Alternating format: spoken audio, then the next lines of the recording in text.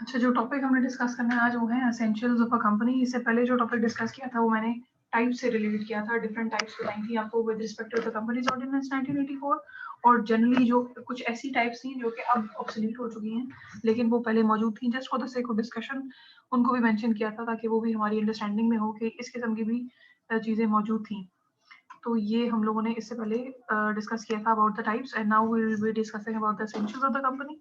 Essentials of the company ये बिल्कुल वैसे ही एसेंशियल्स है जैसे कि हमने जब कॉन्ट्रैक्ट एक्ट को डिस्कस किया था, तो एक कॉन्ट्रैक्ट में क्या क्या एसेंशियल्स मौजूद होते हैं, जिस तरह से हमने according to the contract act 1872 बात की थी, उसी तरह हम कंपनीज के भी एसेंशियल्स, वो जो क्रिटिकल इंग्रेडिएंट्स हैं जो कि कंपनी को कंपनी बनाते हैं और उसे डिफरेंशिएट करते हैं पार्टनरशिप एक्ट से और सोल प्रोप्राइटर से, तो वो हम चीज़ें यहाँ पे डिस्कस करेंगे। ठीक है, वन बाय वन हम इसको एक एक पॉइंट को डिस्कस करते जाएंगे। और ये जो बेसिक जो एक बैकग्राउंड बिल्ड हो रहा है रिगार्डिंग द कंपनीज ऑर्डिनेंस 1984, जो इसकी मेन डिस्कशन है regarding the documentation, regarding the directors liquidation, इसकी जो और मजीद जो टेक्निकलिटीज है, मीटिंग्स कितनी तरह की होती हैं, वो फिर इस लेक्चर के बाद विल स्टार्ट दैट डिस्कशन। ठीक है, तो यहाँ पे आज हम इसकी जो ये बेसिक सी एक एसेंशियल्स की डिस्कशन है, इसको हम कंक्लूड आज करेंगे, आज के लेक्चर में इसको कवर करेंगे। कैरेक्टरिस्टिक्स इसके काफ़ी सारे हैं, ये इसके कुछ लिस्ट आउट मैंने किए हैं, जैसे for example separate legal entity होती है, लिमिटेड लायबिलिटी है, परपेचुअल सक्सेशन है, सेपरेट प्रॉपर्टी। इसकी चूंकि ये एक पर्टिकुलर स्पेसिफिक टर्म्स हैं जो कि इसी सिलसिले में इस्तेमाल होती हैं, एक्सप्रेशन है बेसिकली, जो आप जब आप कंपनी की बात कर रहे होते हैं तो आप ये यूज करते हैं, तो इसलिए मैंने इनको इस तरह से first of all list out किया है, जैसे कॉमन सील है, capacity to sue and being sued है, सेपरेट मैनेजमेंट है, वन शेयर वन वोट है, डिफ्यूज ओनरशिप। इनको हम वन बाय वन डिटेल में आगे वाली स्लाइड्स में आने में जो आ रही हैं वो डिस्कस करेंगे। ठीक है, इसी तरह देखो, ये वो एसेंशियल्स है जो कंपनी को कंपनी बनाते हैं, मतलब इनमें से अगर कोई भी एक एसेंशियल्स अगर मिसिंग है ना, तो इसका मतलब है कि वो कंपनी कंपनी की फॉर्म नहीं है, वो कंपनी के तौर पर रजिस्टर्ड नहीं हो सकती। जब ऐसी कोई भी एक डॉक्यूमेंटेशन मिसिंग हो और वो डॉक्यूमेंटेशन के बगैर आप जाएंगे रजिस्ट्रार के पास, तो वो आपकी कंपनी को रजिस्टर नहीं करेगा अनलेस और अनटिल आप सारी डॉक्यूमेंटेशन को पूरा करें और उन सारे पैरामीटर्स को जो कि एक कंपनी बनाने के लिए एसेंशियल है, उनको पूरा किया जाए। अच्छा, अब ये जो डिस्कशन है कैरेक्टरिस्टिक्स की, ये डिफरेंट है फ्रॉम द डॉक्यूमेंटेशन वाली डिस्कशन से, बिकॉज डॉक्यूमेंटेशन की जो डिस्कशन है उसमें हम ये चीज डिस्कस कर रहे होते हैं कि कौन कौन से डॉक्यूमेंट्स और कौन कौन से फॉर्म्स ऐसे हैं जो जरूरी हैं और जो बहुत ही नागुज़ीर है, उनका उनका एक पर्टिकुलर पर्पस है जिसके लिए वो बनाए जाते हैं, और उसको फिल करके उसमें उसकी क्या वजह है जिसकी वजह से बनाए जाते हैं। तो that discussion is a bit separate thing. यहाँ पे हम एक जनरलाइज ओवरव्यू ले रहे हैं। फॉर एग्जाम्पल एक कंपनी जो है, जैसे सबसे पहला पॉइंट है रजिस्ट्रेशन। जब रजिस्ट्रेशन की बात आती है तो इसका मतलब ये है कि कंपनी, अगर आप एक कंपनी फॉर्म करना चाह रहे हैं तो वो रजिस्टर्ड होगी अंडर द कंपनीज एक्ट 19, ये जो कंपनीज ऑर्डिनेंस है। अभी इसमें एक जो अमेंडमेंट है, एक एक्ट, एक ऑर्डिनेंस 2017 का शो है, लेकिन जो उसका बेसिक फाउंडेशन है वो वही है, वो सिमिलर है, उसमें इतना कोई खास, थोड़ी बहुत चीजें जैसे जैसे टाइम गुजरता है चीजें अपडेट होती हैं, तो उस अपडेशन को और उस चेंज को मद्देनजर रखते हुए जो चीजें इनकॉर्पोरेट की गई हैं वो 2017 के एक्ट में मौजूद है। लेकिन इतना कोई मेजर, जैसे आप ये कहें कि बहुत ही रेडिकल चेंज है, ऐसा कुछ भी नहीं है उसमें। तो ये सबसे जो पहली बुनियादी बात है कि एक कंपनी जो है वो जो रजिस्टर्ड होगी एज अ कंपनी और अंडर द कंपनीज ऑर्डिनेंस, क्योंकि अगर पार्टनरशिप है तो वो पार्टनरशिप एक्ट 1932 के मुताबिक रजिस्टर्ड होगी। सोल प्रोप्राइटर है तो आप एनटीएन बना के आप उसको रजिस्टर कर सकते हैं। तो ये बेसिक सी उसकी बात है कि आपने उसको, अच्छा एक चीज इसमें और बतानी जरूरी है, एक चीज होती है कंपनीज ऑर्डिनेंस 1984 के तहत रजिस्टर होगा, एक होता है रजिस्ट्रेशन एक्ट। ये दो चीजें यहाँ पर साइमल्टेनियसली वर्क करेंगी। रजिस्ट्रेशन कराना उससे इसके through for the purpose of registration act 1935 उसके लिए भी जरूरी है, और वो बाकी जो सारी रिक्वायरमेंट्स जो कि कंपनीज ऑर्डिनेंस आपका 1984, यहाँ पे जहाँ पर भी कंपनीज एक्ट की बात करूंगी तो मैं रेफर करी होंगी कंपनीज ऑर्डिनेंस 1984 को। तो उसके तहत जो चीजें उसमें रिक्वायर्ड है, यानी कि दोनों से की जो मजमूई तौर पर जो सारी रिक्वायरमेंट्स हैं उनको पूरा किया जाएगा और उसको रजिस्टर किया जाएगा। अच्छा, अब अगला सवाल ये है कि चले रजिस्ट्रेशन करने करने के लिए तो हम मतलब चले जाते हैं रजिस्ट्रार के पास और हम रजिस्टर एससीसीपी जो हमारा रेगुलेटर है, उसके बाद हम जाते हैं और अपनी कंपनी को रजिस्टर करते हैं और सारे उसकी डॉक्यूमेंटेशन प्रिपेयर करते हैं। लेकिन उससे भी पहला सवाल ये है कि आपने उसको रजिस्टर कराना कैसे, किस उस तरह से आपने उसको as a public limited company register कराना है या आपने उसको प्राइवेट लिमिटेड कंपनी रजिस्टर कराना है। तो ये भी चीज़ आपने डिसाइड करनी होती है। और जो भी हो, इधर it is a public limited company या प्राइवेट कंपनी, या जो भी व्हाटएवर टाइप, जो हमने पहले भी डिस्कस की थी पिछले लेक्चर में भी, डिफरेंट टाइप्स, मल्टीपल टाइप्स हमने डिस्कस की थी with respect to the purpose, कि जिस पर्पस के लिए आप कंपनी को खोलना चाह रहे हैं, तो वो आप उसको जाके रजिस्ट्रेशन कराएंगे। रजिस्ट्रेशन के बगैर उसकी जो लीगल वैलिडिटी है वो डाउटफुल होती है, वो फिर उसकी कोई इस तरह से वैल्यू उस तरह से नहीं होती, लीगल वैल्यू की बात करी हुआ। तो एक तो चीज़ ये है। दूसरी चीज़ इसमें जो इम्पोर्टेंट है वो है the point of capital. Capital बहुत ज़रूरी होता है। जब तो आप बात करें प्राइवेट कंपनी की, तो प्राइवेट कंपनी में जो सिनेरियो है कैपिटल का वो डिफरेंट है।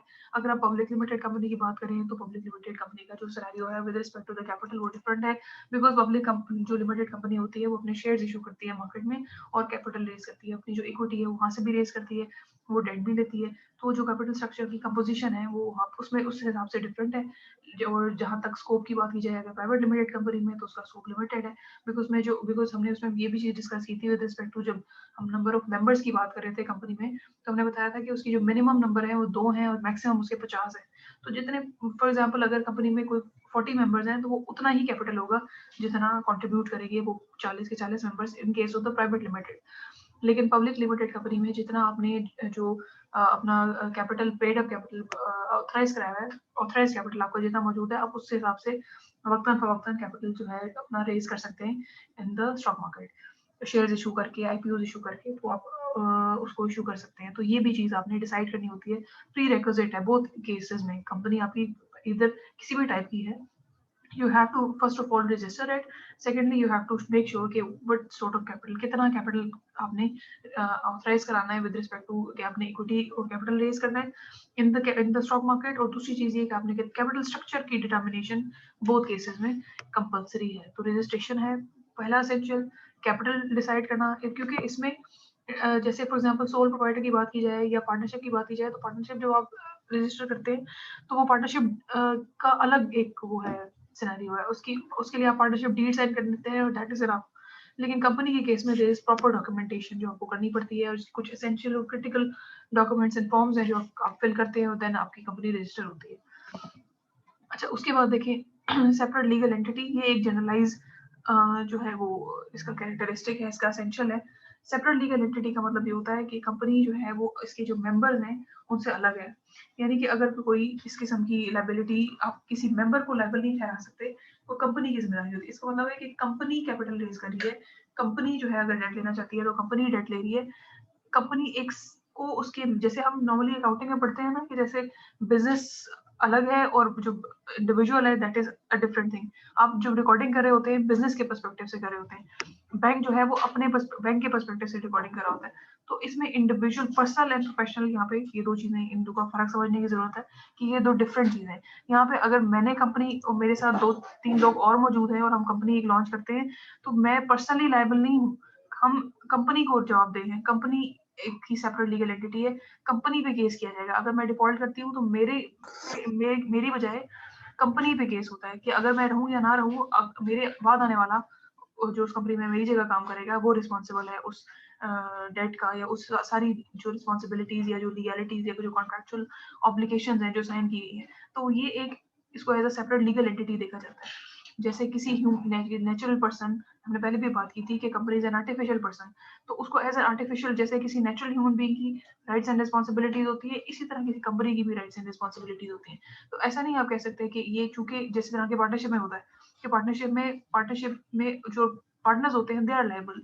अगर वो लेट्स सपोज कोई एक डिफॉल्ट करता है तो ऐसा नहीं है कि वो इसको खत्म हो गई बात, बाकी जो पार्टनर्स हैं they are responsible, they are personally even responsible, severally equally they are liable.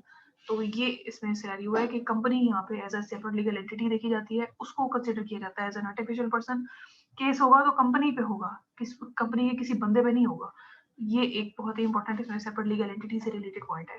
ठीक है, एक इसको देख लेते हैं कि the company is distinct and different from its members in law. इसकी अपनी सील है, सील यानी कि जो स्टैंप है, उसका अपना नाम है, उसके अपने एसेट्स है। जो एसेट्स बन रहे हैं वो किसी बंदे के नहीं है, किसी इंडिविजुअल, किसी सीईओ के नहीं है, कंपनी के एसेट्स है, कंपनी की लायबिलिटीज है। मेंबर्स का जो रोल है, मेंबर्स की जो अपनी पर्सनल जो चीजें हैं वो दे आर डिफरेंट, वो अलग है।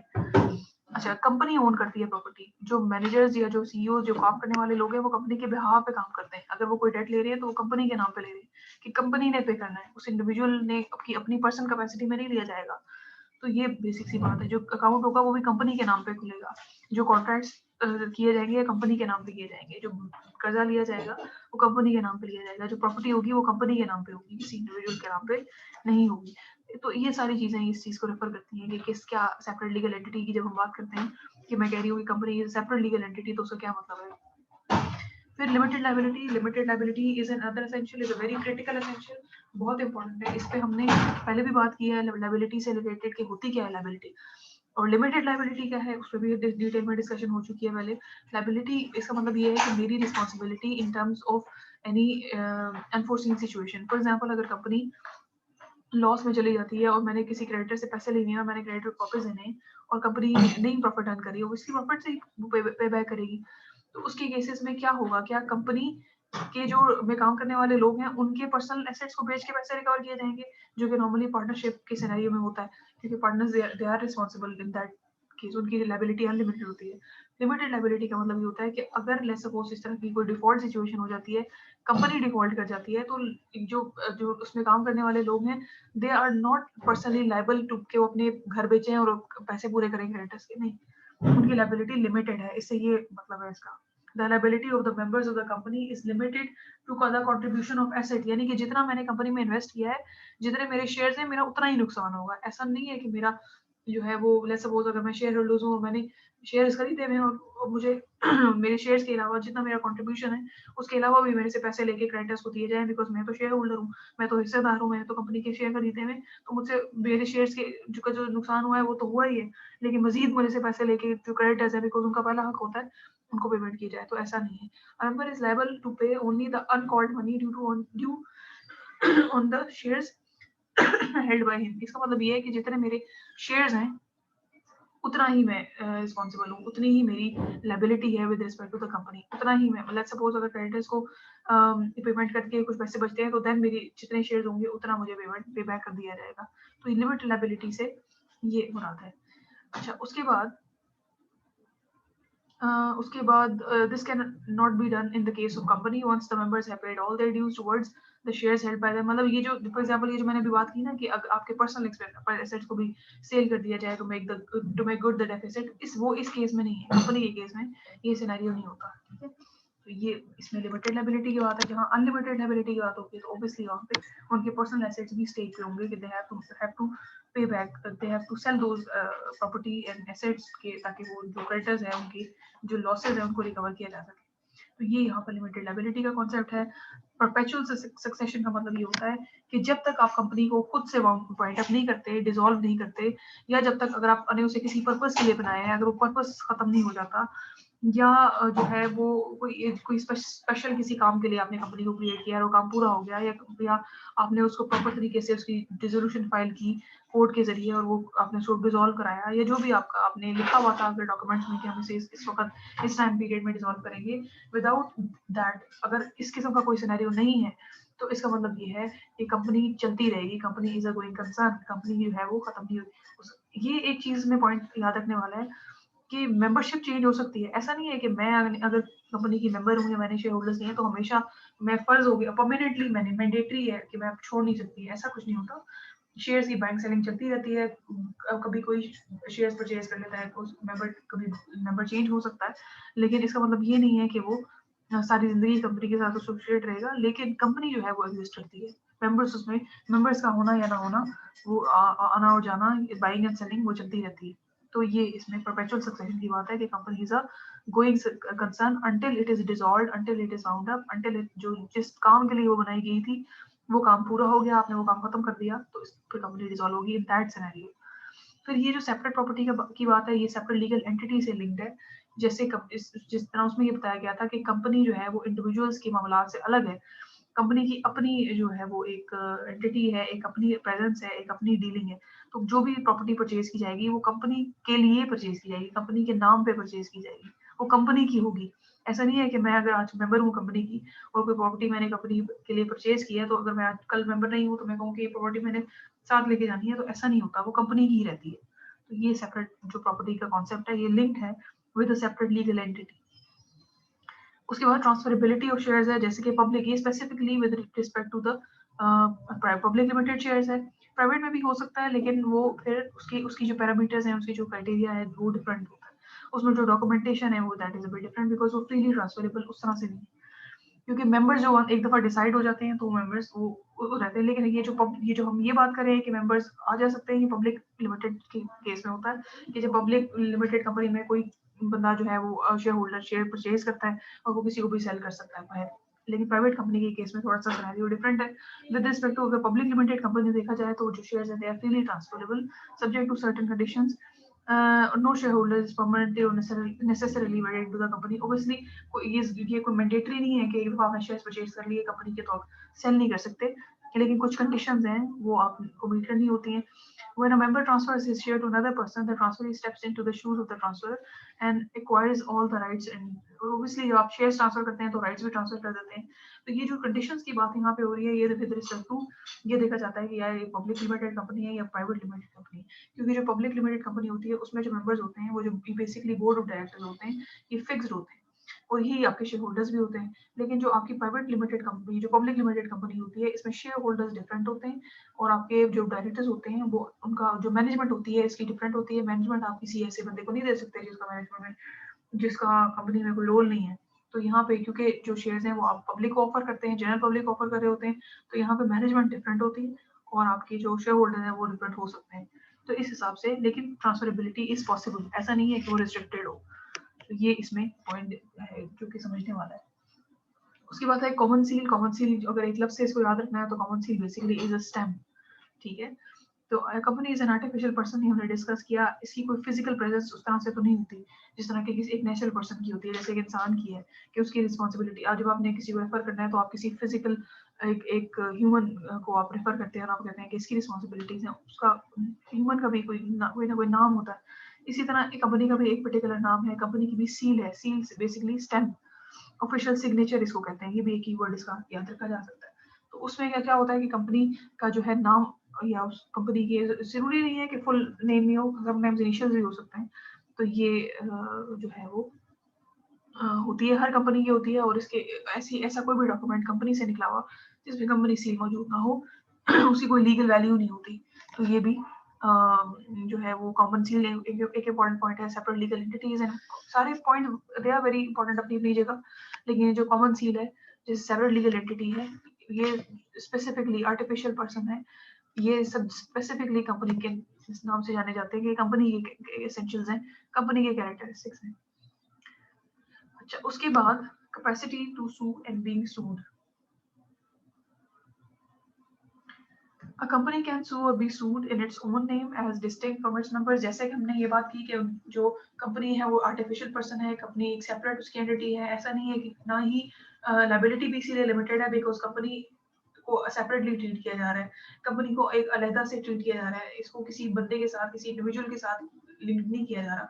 लेट्स सपोज अगर कोई प्रॉपर्टी परचेज की गई है द नेम ऑफ कंपनी, तो ऐसा नहीं है कि कोई जो जिस बंदे ने कंपनी के बिहाफ पे परचेज किया है वो जाते हुए कंपनी को अगर छोड़ रहा है तो वो प्रॉपर्टी भी साथ ले जाए, ऐसा नहीं है।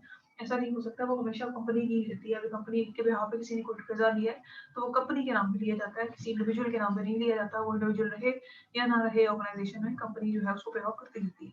तो इसी तरह कंपनी पे केस होता है या कंपनी को चैलेंज किया जाता है, किसी कंपनी में काम करने वाले किसी बंदे पे केस नहीं होता। तो ये भी एक पॉइंट है। Capacity to sue, company can act independently और कंपनी जो है वो केस कर सकती है क्योंकि वो उसको सेपरेट लीगल एंटिटी के तौर पर ट्रीट किया जा रहा है। फिर सेपरेट मैनेजमेंट है, company is administered and managed by its managerial personnel. ये specifically in the case of public company ये चीजों को समझना बहुत जरूरी है बिकॉज पब्लिक जो लिमिटेड कंपनी होती है उसमें शेयर होल्डर जो है वो आउटसाइडर्स भी होते हैं। तो इसलिए जो मैनेजमेंट है वो बोर्ड ऑफ डायरेक्टर्स के हाथ में दी जाती है ताकि वो उसको मैनेज करें, वो उसको एडमिनिस्टर करें। शेयर होल्डर्स के पास सिर्फ और सिर्फ शेयर्स होते हैं कंपनी के, ये जरूरी नहीं है कि शेयर होल्डर जो है वो मैनेजर्स भी हों कंपनी के इन the case of public limited company. उसके बाद वन शेयर वन वोट, इसका मतलब ये है कि जो प्रिंसिपल है वोटिंग का वो तो यही है कि one share one vote. If a person has 10 shares उसका मतलब है कि उसके 10 वोट्स हैं, ठीक है। तो ये इसमें बात है कि जिसके शेयर्स नंबर ऑफ शेयर ज्यादा हैं उसकी उतनी जो पोटेंशियल है और जो उसकी वर्थ है, स्ट्रेंथ है इन द कंपनी वो ज्यादा है। तो ये इस हवाले से ये बात की गई है। डिफ्यूज ओनरशिप का क्या मतलब है? Diffuse ownership specifically with the case of public limited companies, क्योंकि बहुत ज्यादा शेयर होल्डर्स होते हैं, there is no restriction in the number of share holders. आपका जो कंट्रोल होता है वो आपके ऑथराइज शेयर पे ही होता है, और जो आपने इशू किए होते हैं, कंपनी का तो कंट्रोल उस पे होता है ना। तो डिफ्यूज ओनरशिप का मतलब ये होता है कि कोई भी शेयर होल्डर आउटसाइडर आपका जो शेयर्स हैं उनको परचेज कर सकता है। तो इसलिए क्योंकि वो लार्ज नंबर ऑफ नंबर्स पे पर्सन्स पे स्कैटर्ड होती है, इसलिए बोलते हैं कि ये डिफ्यूज ओनरशिप है। प्राइवेट कंपनीज की जो है वो डिफ्यूज इस तरह से नहीं होती, बिकॉज उसमें जो टाइप जो नंबर ऑफ मेंबर्स की जो लिमिट है वो फिक्स्ड होती है, 50 मेंबर्स से ऊपर नहीं जा सकता। तो उसमें जो है इस तरह से शायद इसको हम एप्लीकेबल ना कर सके डिफ्यूज ओनरशिप को। लेकिन ये जो कॉन्सेप्ट है with respect to public limited company, ये फिक्स्ड है कि पब्लिक लिमिटेड कंपनीज में तो मैक्सिमम नंबर ऑफ मेंबर्स की कोई लिमिट ही नहीं है, तो वो जो है वो लार्ज नंबर ऑफ मेंबर्स हो सकते हैं। तो इस केस में ये कहा जाता है कि ये डिफ्यूज ओनरशिप है। तो यहाँ तक हमने इसके डिफरेंट एसेंशियल्स डिस्कस किए, जिसमें मैंने डिफ्यूज ओनरशिप का बताया, वन शेयर वन वोट के बारे में बात की, सेपरेट मैनेजमेंट एक कॉन्सेप्ट डिस्कस किया, capacity to sue and being sued की बात की, कॉमन सील की बात की, जिसमें आपको बताया कि स्टैम्प है, तो ये इसको आप official signature of the company भी कह सकते हैं। ट्रांसफरेबिलिटी ऑफ शेयर्स की बात की with respect to public and private companies. उसके बाद सेपरेट प्रॉपर्टी की बात हमने की, परपेचुअल सक्सेशन की बात की, उसके बाद limited liability, separate legal entity की बात की। तो there are so many characteristics जो हमने भी डिस्कस किए। 600 रुपये पॉइंट बंदा होगा। अच्छा, इसके बाद एक छोटा सा टॉपिक और है, वो हम डिस्कस कर लेते हैं, देन हम इसे क्लोज करेंगे।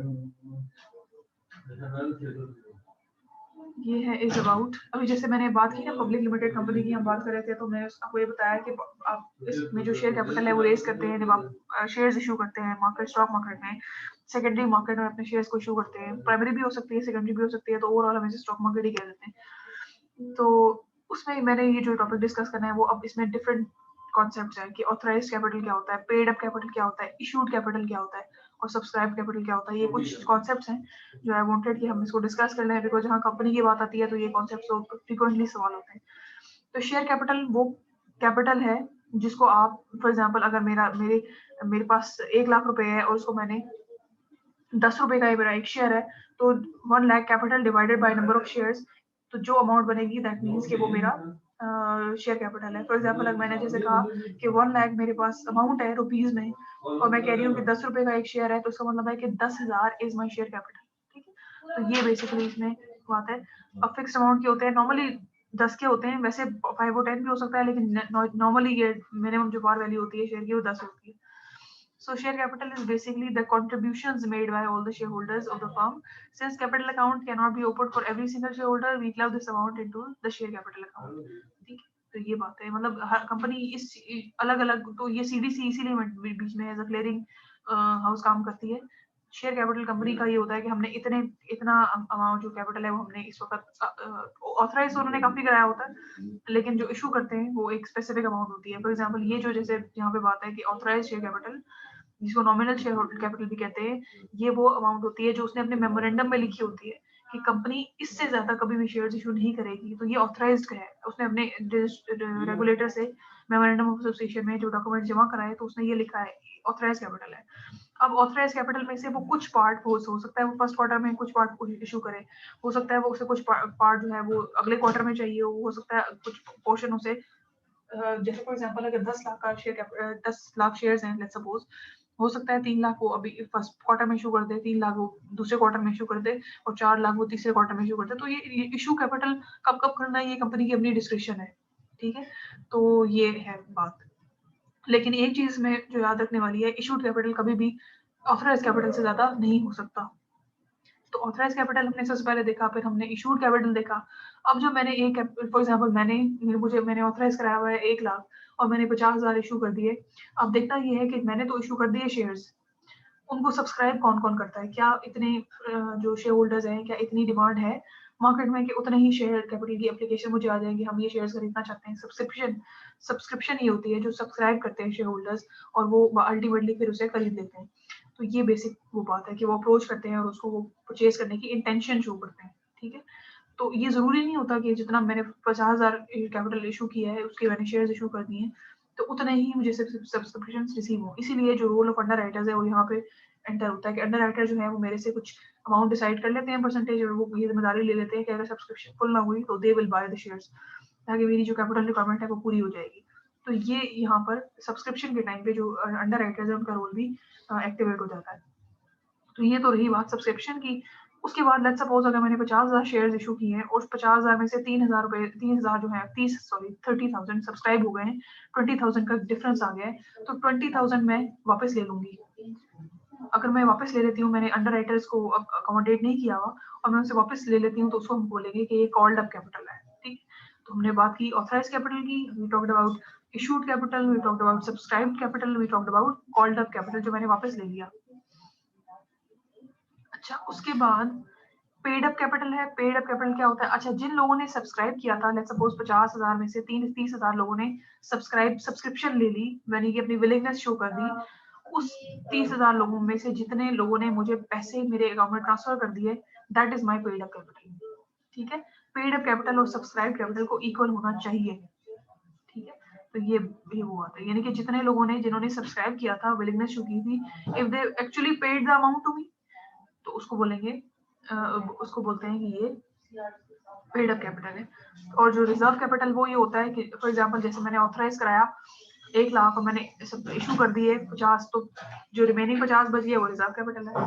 ठीक है, और ये वो कैपिटल भी है जो कि यूज किया जाता है in the event of winding of the company, ये भी हो सकता है। ये बेसिकली वही है, मतलब इशू इसको इससे ऑथराइज कैपिटल से लिंक ना करें, लेकिन इसको मैं एक दफा देख लूंगी कि ये वो भी हो सकता है, मतलब सब्जेक्ट टू कि आप उसको किस तरह से लेते हैं। रिजर्व कैपिटल आप किस तरह से जनरेट करेंगे, वो आपने अगर लेट्स सपोज अगर तो आप उसको पब्लिक कंपनी से शेयर मतलब रेज करते हैं, तो वो तो फिर ऑथराइज कैपिटल में आ जाएगा। ये इसमें कंडीशन ये देखने वाली है, अगर तो आप इसको जो आपका एक तो होता है ना जो लोग खुद से इक्विटी इन्वेस्टमेंट होती है, जो आपसे खुद से इक्विटी लगाते हैं, एक तो वो कैपिटल है जो रिजर्व कैपिटल। अगर तो ये वो है तो ये फिर in the event of winding up you can use it. लेकिन अगर ये कैपिटल वो है जो आपने ऑथराइज तो करा लिया लेकिन आपने इशू किया फर्स्ट टाइम, आपने इशू हाफ कर दिया, तो उस सिनेरियो में भी देखा जा सकता है कि रिजर्व कैपिटल है। तो इस केस में ये देखने की जरूरत है, लेकिन मोस्ट प्रोबेबली आप इसको वाइंडिंग अप के सिनेरियो में ही देखें। ठीक है, तो ये बेसिक सी डिस्कशन थी अबाउट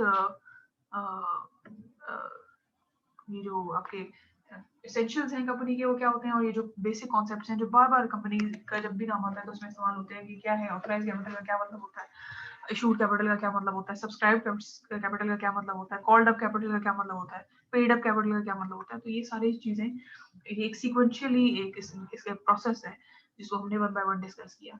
तो अब आपने इसको इस जो एमसीक्यू है इसको देखना है, इसको अटेम्प्ट करना है, इसको समझना है। इसका आंसर वैसे अगली स्लाइड में दिया भी हुआ है, लेकिन इसको पढ़ना है आपने, उसको समझ नहीं आया तो आपने मुझसे पूछना है। और यहाँ तक हमने इसकी आज डिस्कशन करनी थी, जिसमें मैंने आपको सारे के सारे एसेंशियल्स के बारे में कवर किया, और इसके अलावा हमने ये कुछ इंपॉर्टेंट कॉन्सेप्ट्स भी डिस्कस किए। तो अगर इसमें कोई सवाल हो किसी का